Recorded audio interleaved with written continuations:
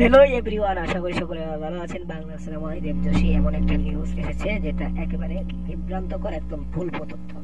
যে বাংলায় জানে না সে আবার বাংলায় করবে কিভাবে, এটা একদম ভুল তথ্য। এমন একটা তথ্য আমি বিভিন্ন জায়গায় ঘুরতে দেখেছি। তো যদি সে হয় তাহলে সে তো বলিউডে কাজ করবে, আর এটা সত্যি হয় কিনা এটাও আমি জানি না।